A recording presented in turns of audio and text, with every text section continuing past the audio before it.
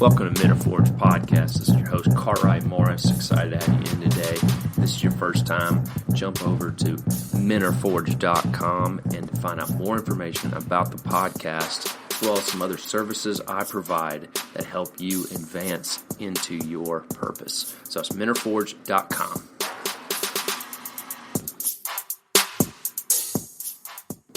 On this week's episode is my good friend Eric Nickoli from California. Eric lives in Redding, California with his wife and 3 sons. Eric works for an organization called BraveCo, where they're about discipling men to become confident and capable in facing pain and loving deeply. You can check out more about Eric at NickoliConsulting.com as well as BraveCo.org. In the episode today, we really just talk about Eric's journey, about becoming an engineer, being in ministry, being in business, and some of the big moves he made, of getting out of debt, and just the lifestyle choices he made to that led to more fulfillment and balance in what he really wants. But we talk about a big monumental moment that happened to him and him and his wife when they lost their first daughter, and that journey and what came out of that and what he learned from it, about avoiding pain, how to take care of himself, and how to grow and learn from that. So I hope you enjoy this episode and really value a lot of the insights that Eric had and really take to heart some of the meaningful things that he had to say. So go check out Eric at Eric Nickoli Consulting and BraveCo.org. Enjoy the episode. Well, welcome into a amazing episode with my long lost friend, Eric Nickoli. Eric, it's great to have you. Eric is with BraveCo, BraveCo.org if you want to check them out. But Eric, it's great to have you, man. Cartwright, so good to see you, man. You just got married too. That's fun journeying that journey with you for a couple of years. So congrats. I mean, I felt like there was a span of 5 years. I would see you probably like once a year, and you would ask me, "So are you married yet?" I found that the pressure really helps. Yes. And then Katie would come, your wife would come right behind you and go, and she would do the same thing. And I'm like, guys, chill, please. The better way to say it is you're phenomenal. We think you're quite the marrying type. So it's a vote of confidence. Yes. And I had to process that. So I took it as a compliment. It just may not at first, right? Well, you landed a good one. I did. I'm very thankful for my wife. She's a wonderful, wonderful woman. And I'm finding that 6 weeks in, I'm sure you have 12 years of finding new things about your wife 12 years in. Have you ever seen a kid learning to ride a bike? Yeah. And the wheel does this. But then eventually they figured that's where we are in our marriage. It's those first little bit, but you hit this streamline and we're having fun, man. We're having fun. That's great. That's great. Well, Eric, I like to kind of start my podcast with I don't know if my listeners get this or not, but I love the story of people's lives because we all learn from story, right? We really do. And so I would love kind of early days. I know we kind of grew up in the same hometown, not knowing each other. We had to go to California to meet, which is really funny. But so what were what was kind of one of your biggest memories as an adolescent? Yeah. And if I get long-winded, just, cut you off. Yeah. But I grew up in a military family, and my parents have been married for almost 50 years. They're still married. They're still in Birmingham. So phenomenal family. My dad was in the Army, so was born overseas. We grew up all over the world and moved to Birmingham when I was 12. So much of my adolescence was spent Belgium, Germany, Washington, D.C., California, Atlanta. So traveled a bunch, and probably some of the fondest memories of my life were when we lived in Belgium. I was 6 to 9 years old. It was a fun season for our family. We traveled all the time.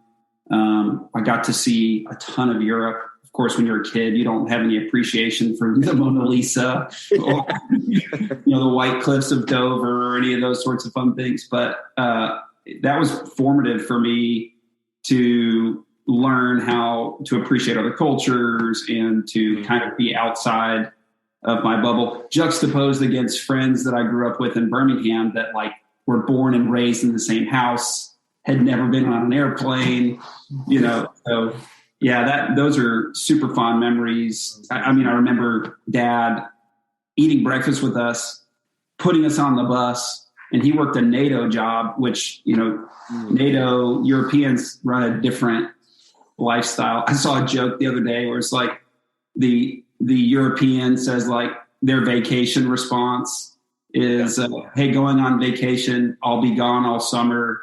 I'll email you in September. And the American's vacation responder is, I'm taking 2 days to get my kidney taken out. You can reach me by text. I was like, that is so true. So my dad worked a NATO job, so we had a really cool pace of life. And he'd put us on the bus. He'd be home when we got home from school. He coached our sports teams. It was a really cool family time. So those are super fond memories.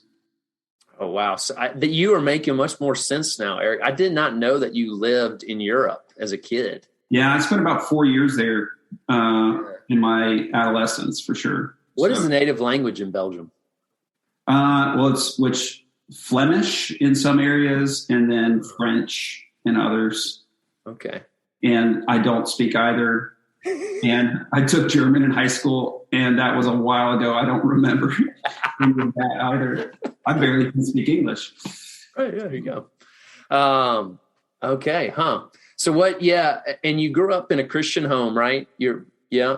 So what would you say is one of the things that really influenced you growing up, that really defined masculinity, success, what it looks like to be a man as a boy that is being shaped as a man? Yeah, it's interesting. I'm sure we'll get into this later with what I'm doing with BraveCo, but you only know what you know, right? Yep. And so you grow up, and then when you get older, you realize what you have or what you don't have. And I think my story's abnormal, sadly, in that two loving parents that were committed to one another, committed to us. Mm-hmm. So I have still a phenomenal, they're both still living and super involved. And so obviously in terms of masculinity, my dad was a massive influence. He was not a Christian growing up. He met the Lord in his 30s, and he led his dad, my grandfather, to the Lord essentially in the last years of my grandfather's life. Yeah. And so I was led to the Lord in my adolescence. I grew up in church. And so I think just even watching that generational impact of the decisions my dad made. Yeah. My dad always told me he had a Grandpa Bob, my grandpa, was a great grandpa, but a terrible dad.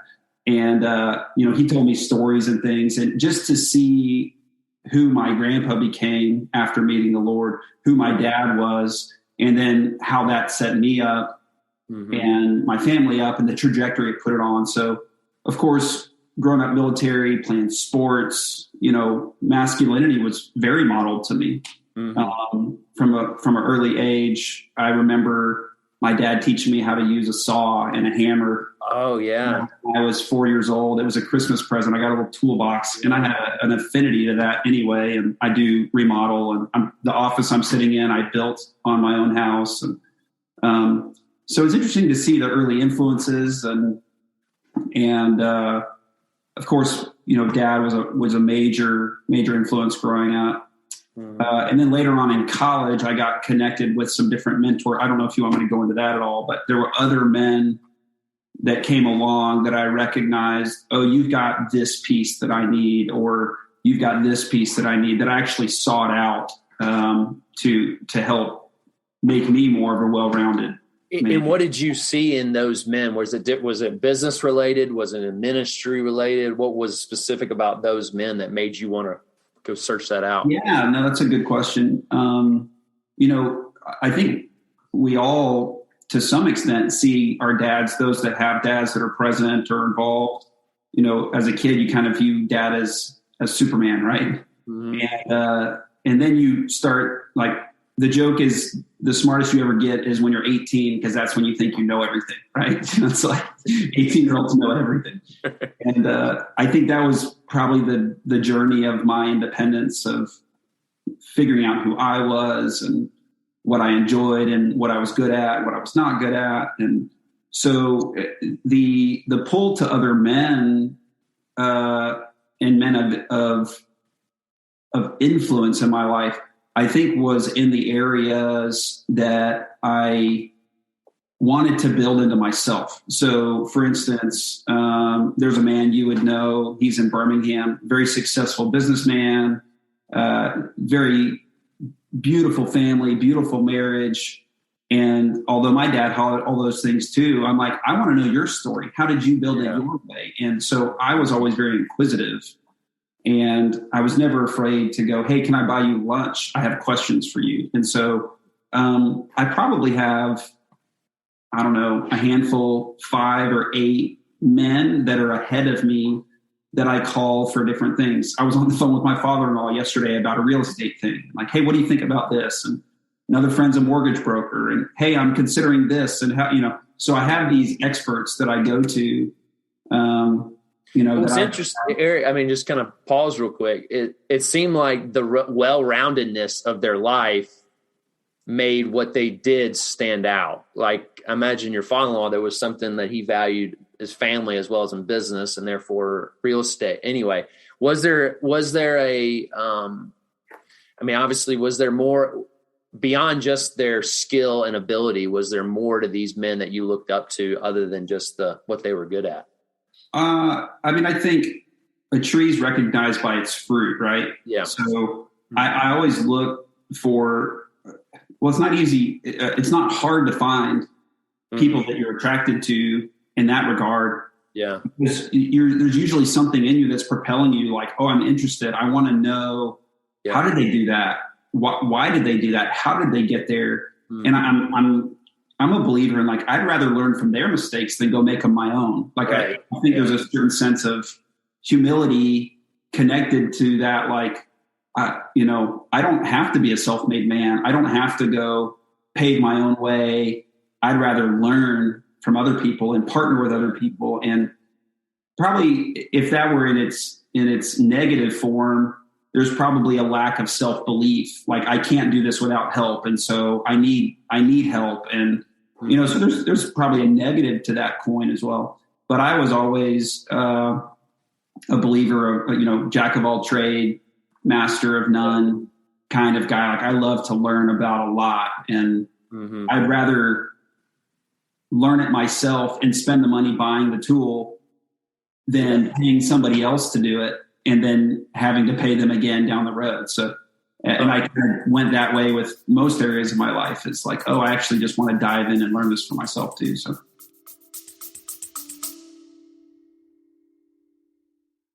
Today's episode is brought to you by Thrive Marriage Lab. If you want your marriage to thrive, this is a great opportunity to you, because strong marriages are the bedrock of strong churches, organization, families, and community. This is a 12-month pathway for any of you that are looking to really have weekly engagement with experienced marriage counselors, not just one, but many. So go to restory.life/thrive to get on the waiting list for this great program that starts in April. That's restory.life/thrive. And make sure you put the word Forge in the promo code to receive a discount on your monthly fee. Now, back to the episode. Yeah, which probably what made you so great at J. Tranch, right? Being the jack of all trades. Ministry, I've spent a lot of time in ministry. In ministry, there's usually never enough time, money, or people. Yeah. So you have to, and I think businesses like that too, but in ministries usually want an excellent product and don't have the resources to make it work. Yeah. So you have to get creative and efficient and effective with what you do have. So yeah, JH was very much that way of how do you accomplish an excellent service or product. I don't know if you remember the show MacGyver. You're a little bit younger than me, but MacGyver's the guy who could break out of a bank safe with a ping pong ball and a paper clip. It's like, how do we use these things to get that door open? And necessity breeds invention in that regard. So yeah. And so you, knowing a little bit of your story, you were a civil engineer, right? From mechanical, went to Auburn University, mechanical engineering. I actually started out in Air Force ROTC. Wow. My dad said, if you're going military, go Air Force. They treat their people better than the Army. And so I did that. Long story short, I wanted to be a pilot. I was too tall. My eyesight was bad. It just wasn't going to work. Mm-hmm. So I transitioned out of electrical engineering to be the pilot, to do mechanical, and finish up at Auburn doing that. Mm-hmm. And that's how I got involved with JH. And that's how we met was out there.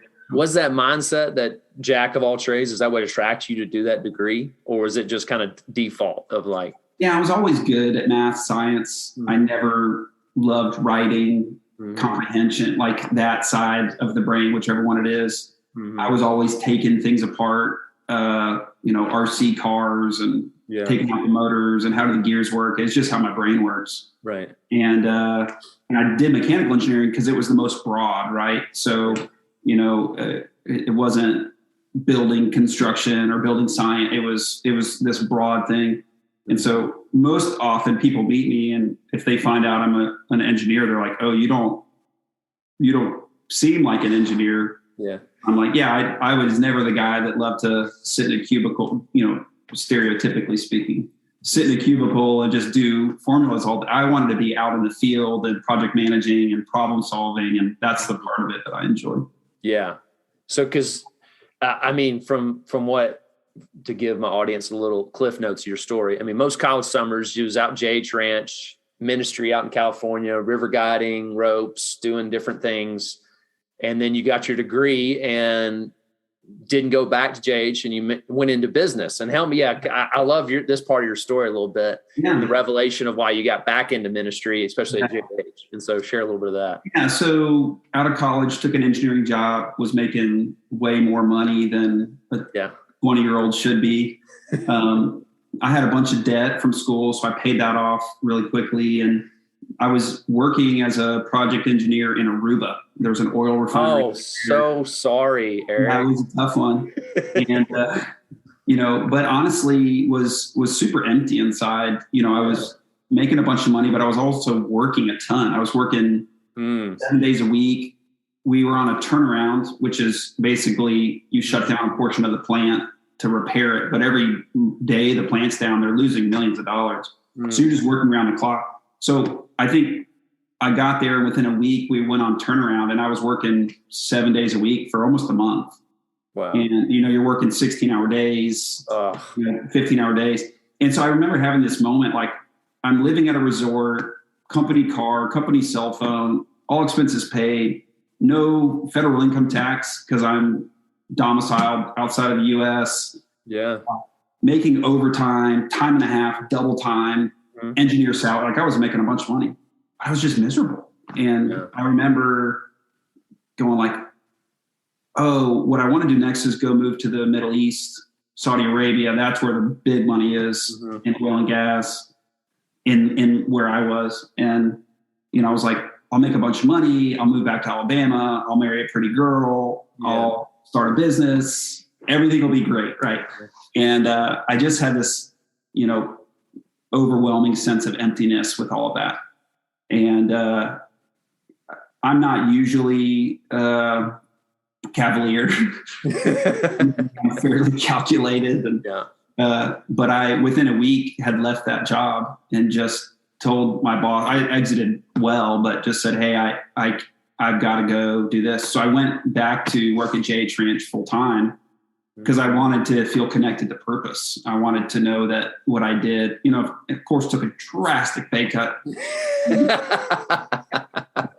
but I was alive and I felt like what I was doing was having impact on the earth. And And of course thought that would be a year or two, and that turned into almost a 13-year career. 13 years involvement. So it was, 8 or 9 years of full-time staff. So.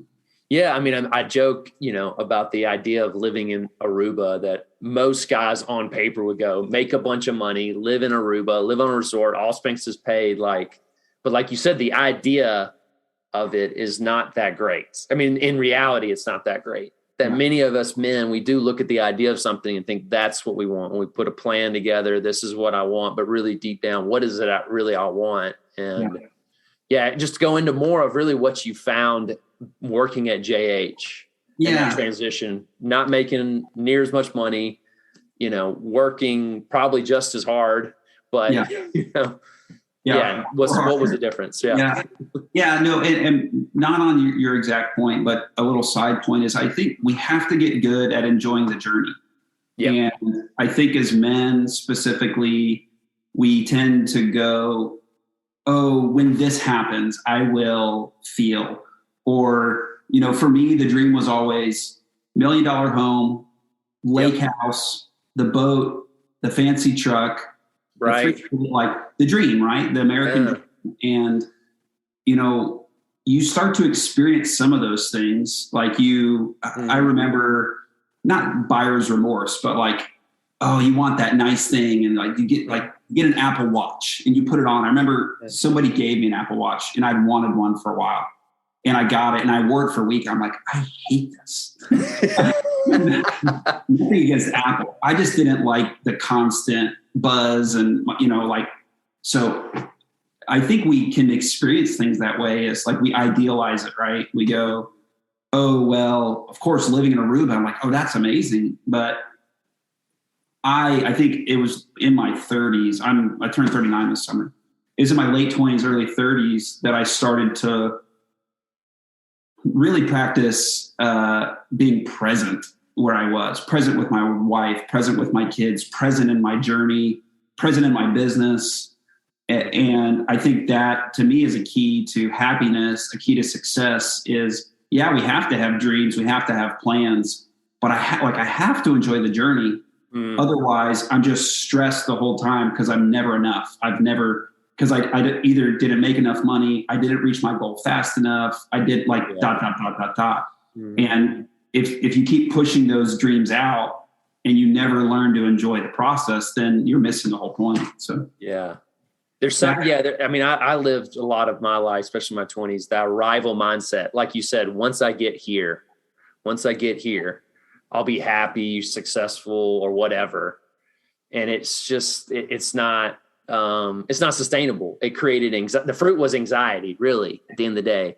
And we all know those men that the difference who are constantly anxious, constantly trying to impress, constantly trying to move towards something versus those who are 2 feet where they are. And are present, authentic, real people. And it's a powerful thing. And I just love that what you said that, and I hope that encourages my audience to learn how to do that. So Eric, I guess I just want to maybe open up the floor to you, how you really learned how to do that and what experiences really taught you that. Yeah. Well, this journey of mine I'm about to share, which actually created a bunch of anxiety in my life. And I'd love to just share kind of my navigation out of that. But I was working at JH, had met my wife, married, pregnant with our first child. And so this was summer of 2013. So, and our first daughter, Judah, was born at 24 weeks gestation. Were you there? That summer? I was.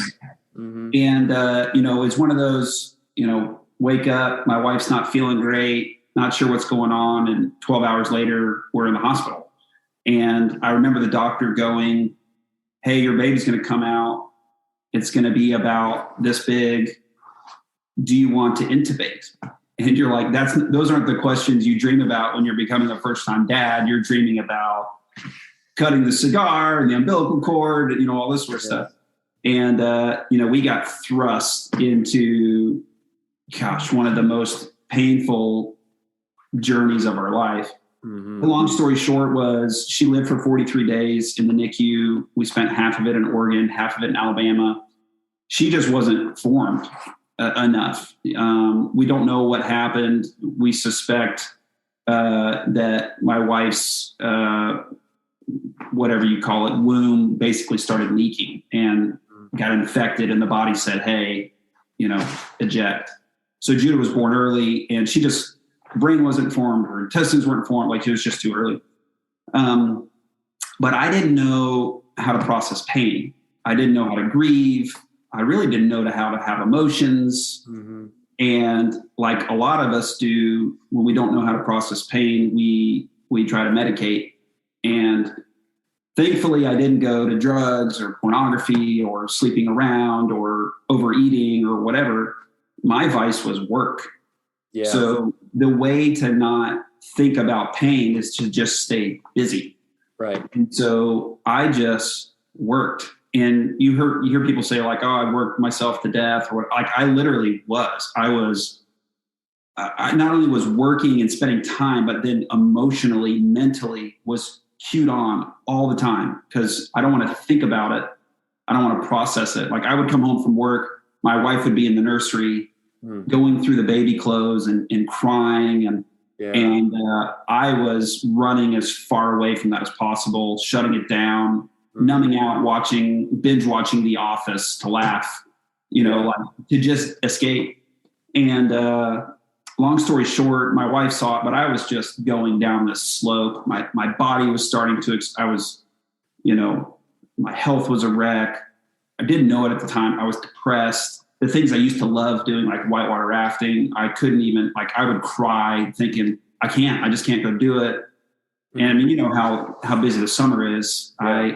But I put on a great face, and like you just show up and you work and you work. So my wife eventually dragged me away from there. We were transitioning away anyway, but I was planning to go do real estate development and start some things. And we decided to just take a little time away as a family. And we went and got plugged into a kind of a ministry school. Call it a sabbatical if you want, but we just took a season to break. And the year was okay, but I had my first full-blown panic attack basically the last day of the first year of that school. Wow. And sweating, sense of impending doom, call 911, and at the time I'm 33 years old, something like that. And it kicked off a season of horrendous mental health, emotional, couldn't sleep, was having all sorts of weird allergies and body things. It was essentially, I eventually had this epiphany oh, I'm depressed. It's like, I'm usually pretty smart, but for some reason I didn't see it for a year and a half, but I was in full blown depression. I eventually went and saw a counselor, and, the counselor said, yeah, you've got post-traumatic stress from never dealing with the death of your daughter. Mm-hmm. And you're going to have to learn how to grieve. Well, in some sense, it was freeing because I'm like, when you're falling, you don't know where the bottom is. You're like, how far down are we going down this hole? That day was like, I hit the bottom, but then you're at the bottom of this hole and you're like, how do I get out? that started a 2 or 3 year journey of getting my life back in order, dealing, the only way through grief is through grief. There's no shortcut to grief. So, actually processing the emotions and, remember the counselor was like, have you ever written a letter to your daughter? I'm like, I'm just bawling no. And he's like, yeah. You got to actually touch those emotions. And I actually had to go through the fact, I'm never going to get to see you twirl in your dress. I'm never going to get to walk you down the aisle. I'm never going to, I actually had to face those things and deal with them. Had to get my health in order. I had to get on a crazy diet because my adrenal system was stress on your body, anxiety. I mean, it's a destructive force. And I went, 3 years, honestly, just letting that thing just eat me away. Mm-hmm. So I know anxiety well. Yeah. It was too close of a friend for too long. But through a lot of different through community, through my faith, through hard work, through exercise, through lots of different things, have built a system, a lifestyle, not around not experiencing pain, but learning how to process emotion and process pain and do it healthfully and ask for help when I need help and know the things I'm good at and not, and learn how to enjoy the journey. And so sorry, I know that was a lot, but that's the abridged version of, what our last decade has been. So yeah. Do you feel like it's made you more human? Well, relatable. It's an interesting question. Yeah. I think before, I call it my crash, but I think before my crash, I would have considered myself competent, confident, like wouldn't be afraid to speak in front of people. The reality was I was scared to death inside, but I had this bravado. I had this, like, I had this self-reliance, right? Like if I study hard enough, if I work hard enough, I don't know if you follow personality stuff at all, but I'm a perfectionist person. You know that about me. And I walk into a room and I don't see the 99 things that are great. I see the one that's broken. Right. And that's why I'm good at my job, is I actually can help people find the things that aren't working and create efficient ways to solve it. But the problem with that is you're never happy, right? Like you come across as pessimistic. And so I think for me, when my whole world came crashing down, I actually had to face the reality of what was really in there, that I was actually scared to death. There was actually anxiety in there. I had just never stressed the system enough. Well, the system got stressed when our daughter died. And then the true things came out. And then I actually had to deal with the insecurity that I had. And so, I think now, often my mental thought process is, Eric, you're doing a great job. You gave it your best shot. Those sorts of, I have to coach myself almost into, you didn't get the 100 things done today you wanted. You got 3. Yeah. Right. You got 3 things done today. Tomorrow, the list is just as long. What 3 things are we going to get done tomorrow? And I've learned a much better rhythm and feel like I'm so much more present with my wife. Our marriage is phenomenal. It was rough there for a couple years, not because we were struggling with should we be together, but I was a mess. Yeah. And there's no connection, there's no intimacy, there's no that when you're going through something like that. So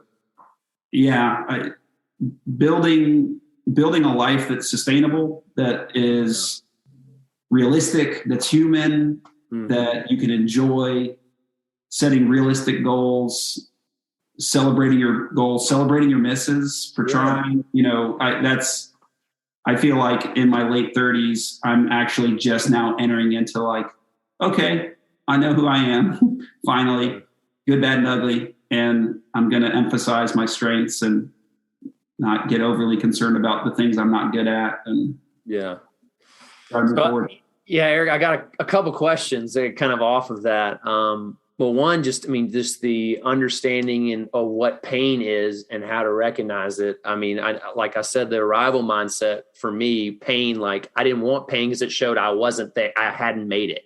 Yeah. And learning then to embrace the pain and learn from it. Yeah. So how was pain reshaped, and how do you deal with actual like struggle, pain, hardship, failure now in your life compared to what you used to? Well, I think everyone has pain. Yeah. Like either physical pain in your body, like I'm getting older.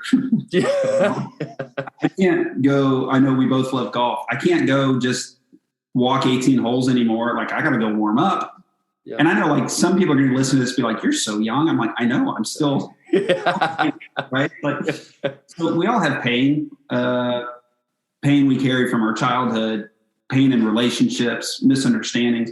So to me, pain is about like, pain is your body's way of going, hey, something's wrong. It's like the check engine light that comes on in the car. Yeah.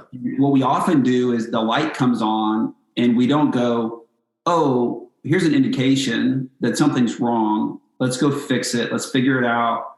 We tend to go, shoot, my transmission's probably slipping. That's probably going to cost $3,000. I don't want to go to the transmission guy because I don't want to hear bad news. And so we put a sticky note over the check engine light. It's a great analogy. Because maybe if I don't know that the light's on, then maybe I'm not going to have to deal with the pain. Well, as we all know, that transmission is not going to get better on its own. And it's actually going to cause more damage. Yeah. So, another now, and I actually coach a lot of people, counsel a lot of people through the journey of depression, pain, anxiety. Not because I'm an expert from study, but I'm an expert from doing it. Like I did it, I lived it. And I feel like I have the ability to talk because I'm like, I did it and I made it through and I'm stronger for it. And so to me, pain is all about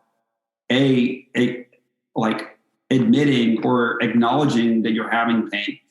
And then it would be as crazy as like, we've all had those moments like you're cutting an onion and you cut your finger. And we tend to do this, right? We tend to be like, you hold it to stop the bleeding, but then you're like, do I want to look or not? It's like, if I let go, this thing's going to gush, it's like, but we do that. We have these painful pain against my dad or whatever. And we're like, I don't want to look at it because that's going to suck. That's what I did is like, I don't want to look at this pain of my daughter because it's going to hurt. Yeah. But then it just festers and it gets infected. And then you have to cut fingers off because it and that's what was happening in my life. So, pain to me is so like now I run at pain. Like when I experience pain in my life, I run at it. Where is this coming from? Why is it happening? What power do I have in it? Like, if there's a relationship issue that's going on and I'm feeling anxiety because of a conversation, I go like, why am I experiencing pain? Well, I'm experiencing pain because I'm afraid they misunderstood me. And if they misunderstood me, then maybe they won't like me. And if they won't like me, then, and you go down these paths and I'm like, then you have to actually learn how to like identify what it is and then identify what you need. Yeah. And so to me, pain is that check engine light. And then the process of sustainability is actually learning the tool set to actually deal with the things in your life, finding the transmission guy, who's the expert in this field. And kind of back to what we were saying earlier is like, I've always had a desire to go, I'm not an expert at this. Who can help me with that? So. Yeah. And if you felt like you found that in your community, I mean, has that been the benefit? Like, is that what you've found? I guess now, have you found more value in a community where you are talking about painful things, talking about life, and not just working your way, to escape? Yeah, I think the key is vulnerability. And so whether that's with a spouse or a friend or a community, we have a phenomenal community here. We've got 6 or 8 couple friends with kids in the same age. We're doing life together. Yeah. We're on the same soccer team. The kids go to the same school. We're at the same church. Yeah. We have a dinner night once a month. We all gather and get babysit. Like we're intentionally building that, and we're real with each other. Hey, I'm struggling with this, or what do you think about that? Or we've got this life decision, and what do you guys think? And so to me, vulnerability is key, and it's essentially me going like, I don't want to have all the answers because then it's all dependent upon me. Yeah. I actually need Cartwright because Cartwright's better at this than I am. And so let me pull on Cartwright's strength, but then I get to be strong for Cartwright when he needs, like you've got access to me and I've got 12 years of marriage experience. You've got 6 weeks. Yeah. There's going to be things that you could pull on me from because I've done it wrong. Like don't do that. Yeah. I can tell you that doesn't work. Well, here's some things that we've done that have really been helpful. So community, obviously think faith is a massive, is huge. Yeah. And and vulnerability for sure. Vulnerability. Yeah. Finding that group where you feel safe to actually communicate that stuff. And and vulnerability is tricky, right? Because, you sometimes you're vulnerable with the wrong person and then you get hit for it, It's like actually finding the trustworthy people that you can be vulnerable with, that will love you in your low moments, that won't cancel you. I mean, gosh, right now, culture, you have to be perfect. Like there's no such thing as human anymore, right? Like if you have any flaw, done, you're canceled. There's no like, hey, wait a minute. Like that thing you did 20 years ago, you're probably a different person. And yeah, that's painful. That was wrong. But what are you doing for restitution now? And so, it's an interesting time we're living in. It is. You're wrong because of my perception of you. It may not be reality, but that's what I think you are. So that's what you are. All right. So another thing I wanted to kind of off what you said, because I know you are still like a hard worker. You still value work in your life. So how has work been kind of reshaped, redefined in your life?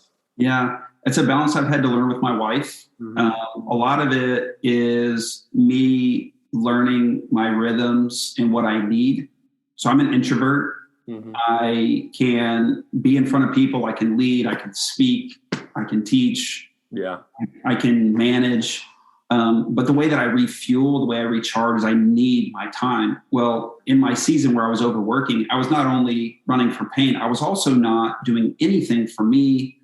I was not getting any free time. I was not getting any vacation. Like I was just working. And so I've had to build a better rhythm of, playing golf. Like I got to play golf once a month. And I wish I could play 3 times a week, but life and business and 3 kids and, we're just not in that season right now. But I've learned myself better. So I know if I'm getting out of whack. My wife obviously knows. Yeah. She'll go, hey babe, do you need to go hit golf balls this afternoon? Like, have I been a jerk? I want to go hit some golf balls. So I found a couple hobbies over COVID. I got really into Formula One. Oh yeah. I love watching the races, and it's something I can track and follow. For me, it's a way that I decompress, and I think having those rhythms, I have rhythms daily, weekly, monthly, quarterly, yearly. We do a yearly big family trip. We got one coming up this summer. Coming to Birmingham, we should go play golf.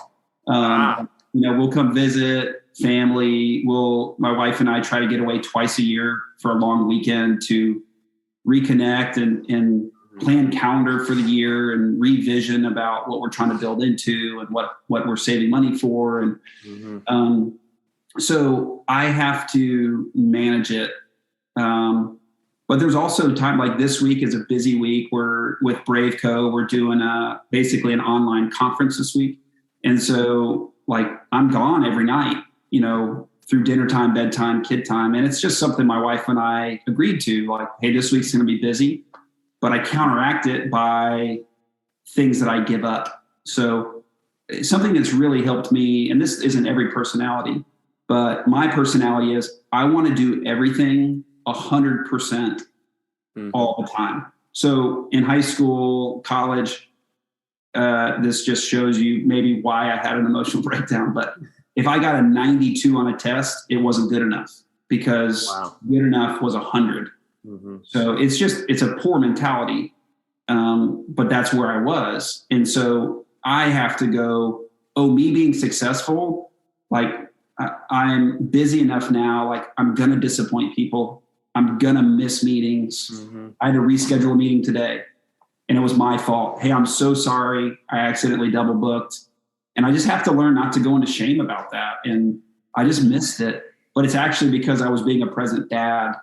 And I just have to learn doing 80% at 30 things is better than doing 100% at 2 things. I actually grow faster. I get more accomplished. I have more influence.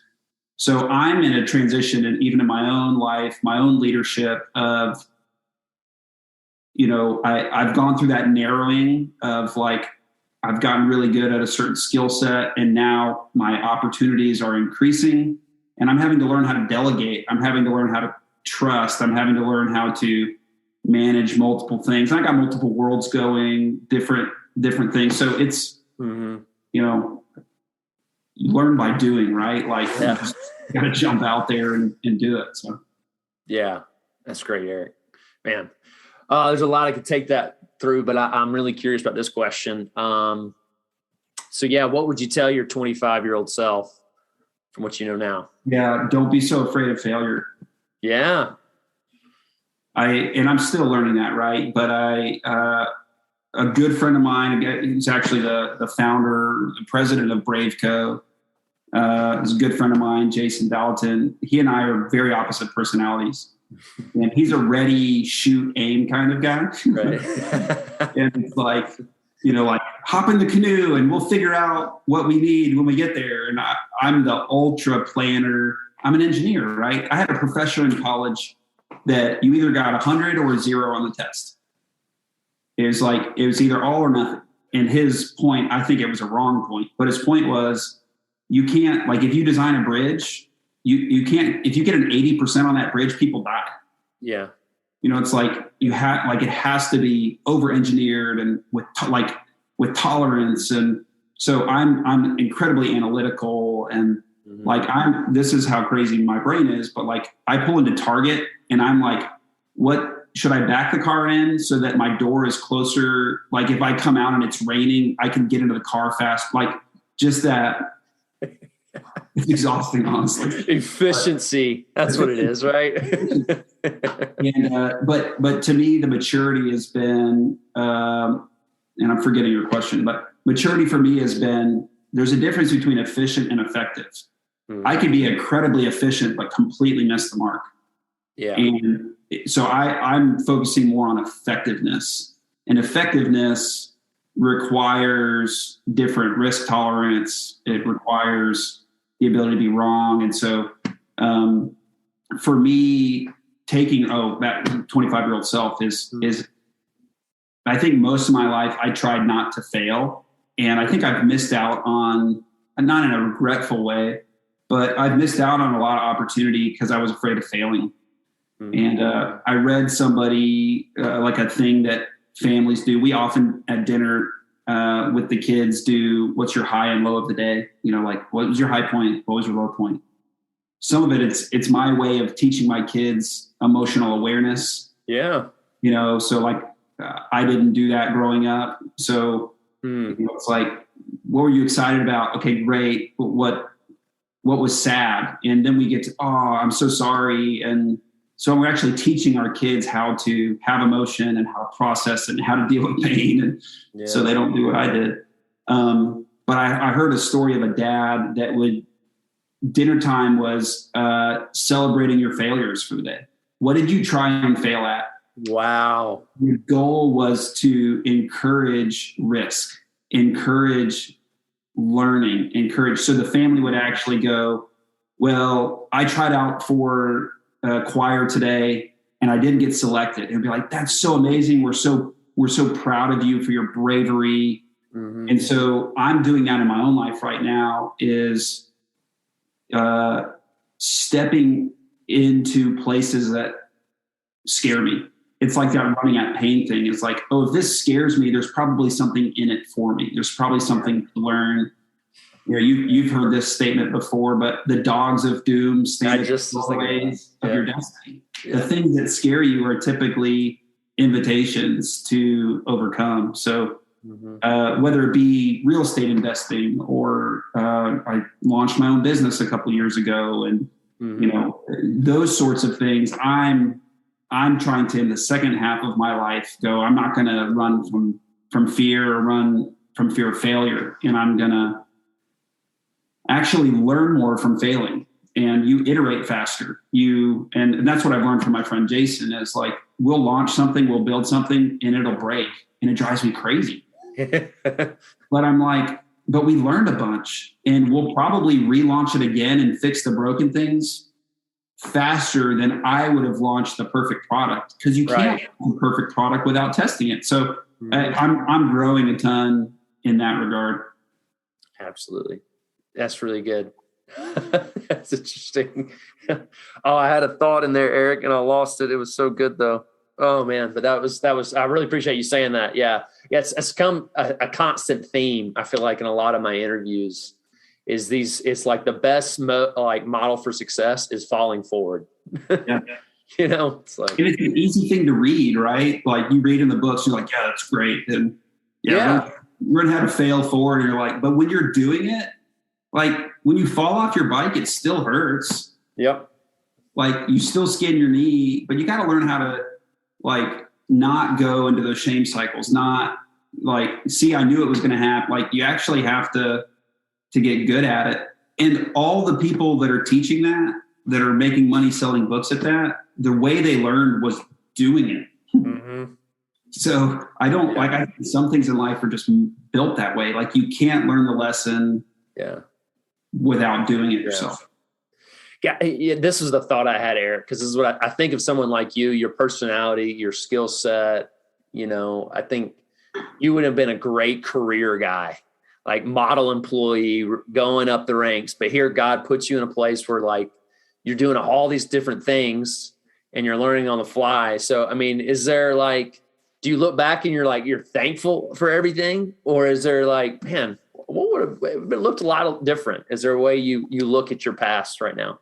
I think regret is a waste of time. Yeah. Because I can't change it. Yep. The only thing I can change is my future.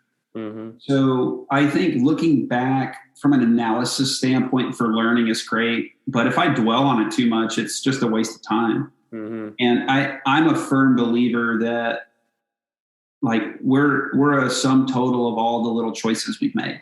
Yeah. And, when I look at what I'm doing now, I have an engineering degree. I've traveled the world. I've been in leadership my whole life. I've spent a ton of time in nonprofit. I've helped a bunch of people.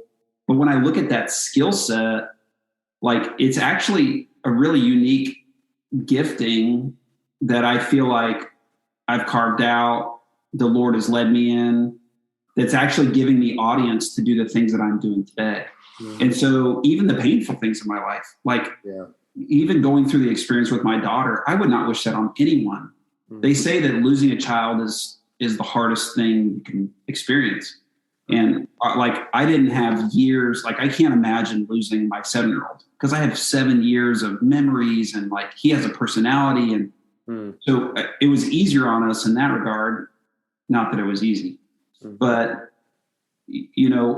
I still wouldn't trade that experience for the world because I am who I am today because of it. And I have a bunch of scars and my body still has the effects of it. And I still have to eat super clean and, I still have to manage. But I'm like, oh, I'm stronger today.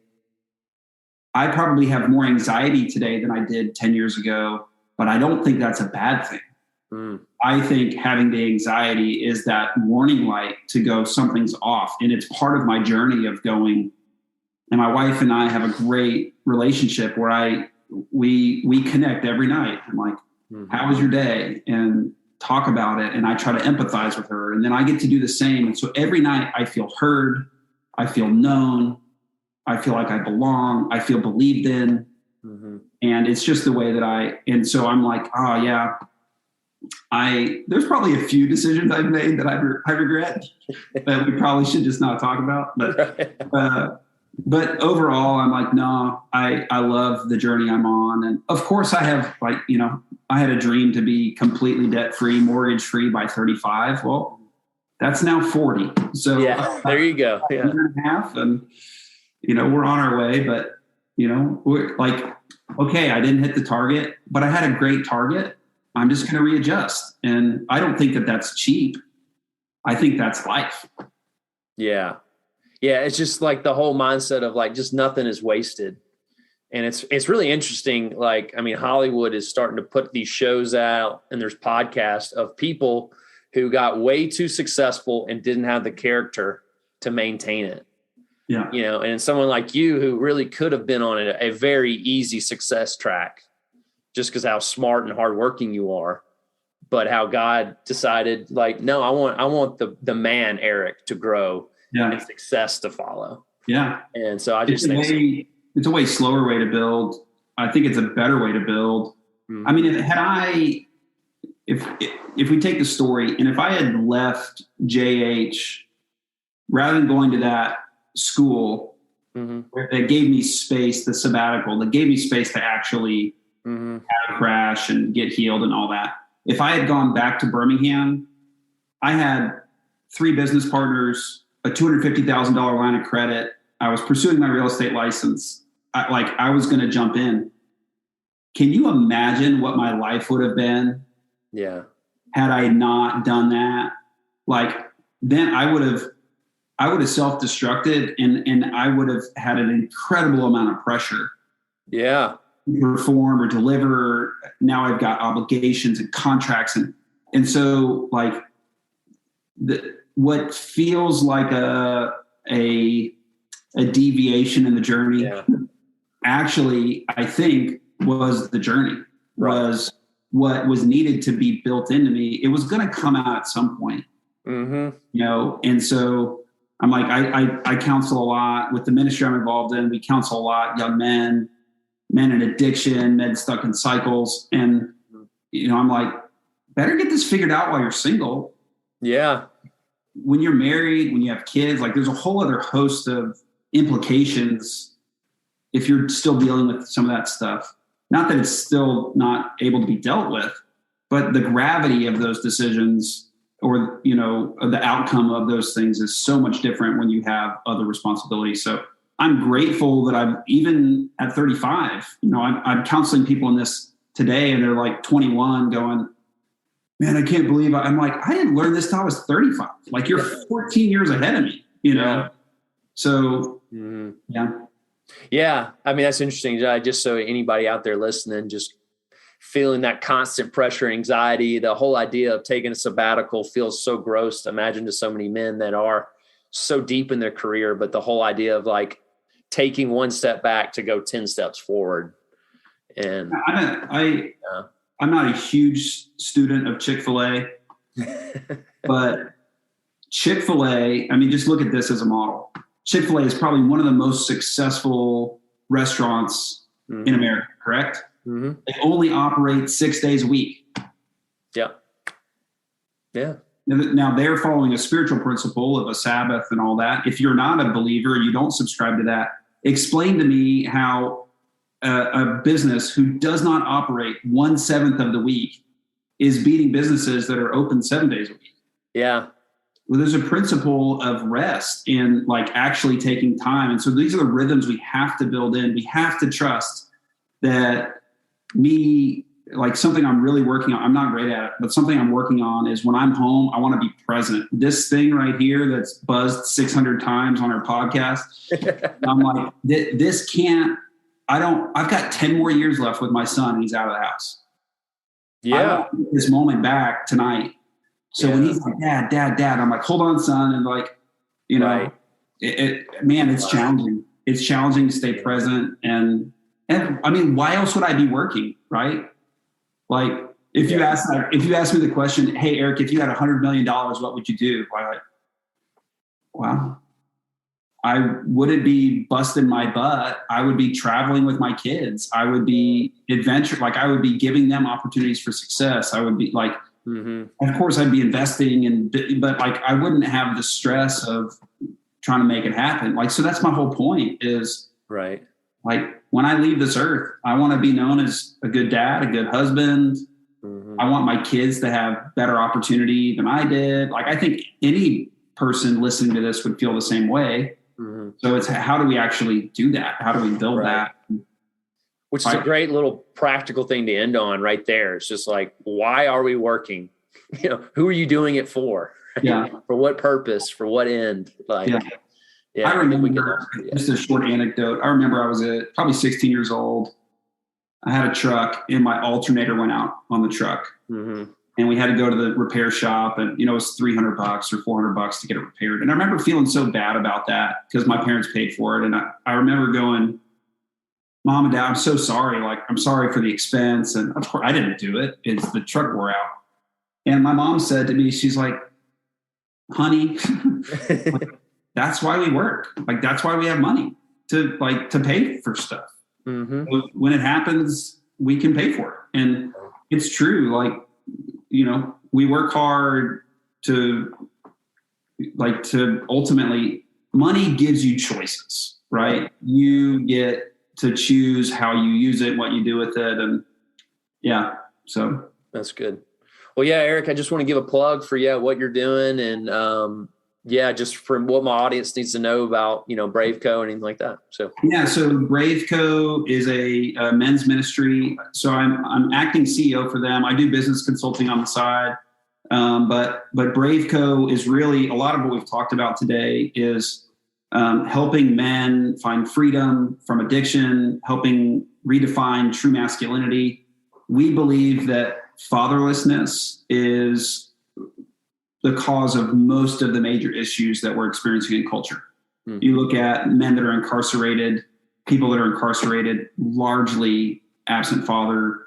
You look at, drug abuse, like either dads that weren't present, dads that they never knew, dads that were abusive. So we have a saying that says, if you heal a father, you heal a family. And if you heal a family, you can heal the nation. Wow. And so our whole goal is to empower men, help men get well. We're not assuming every man's broken, but every man is on a journey. And we believe in connection. So we get men all over the world connected to one another. We have a 12-month program that we take men through. It's a great resource. It's called BraveCo, braveco.org.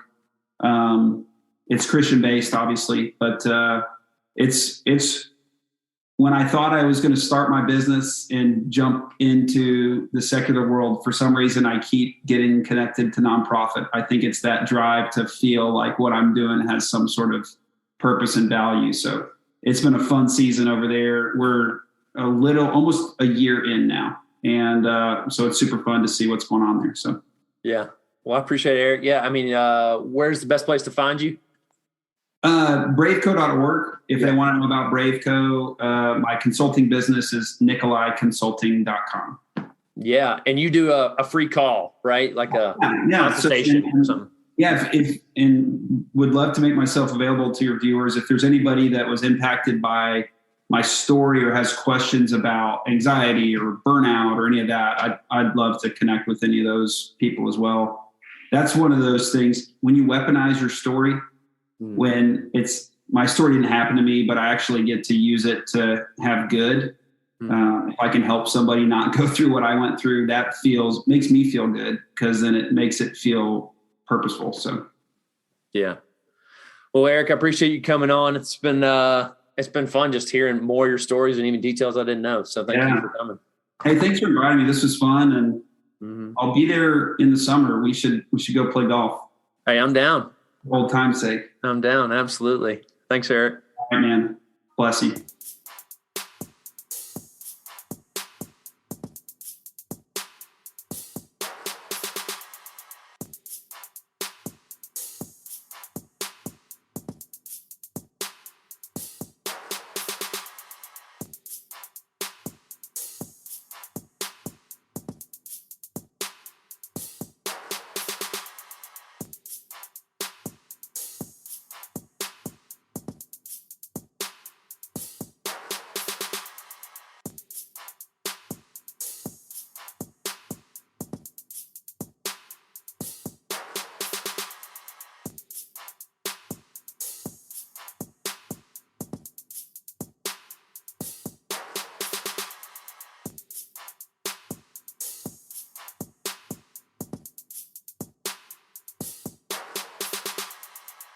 But that's not it. You could also go on Amazon and leave them a review if you like the book. So it really helps them out. So, yeah, but I thank you for listening, and I'll see y'all next time.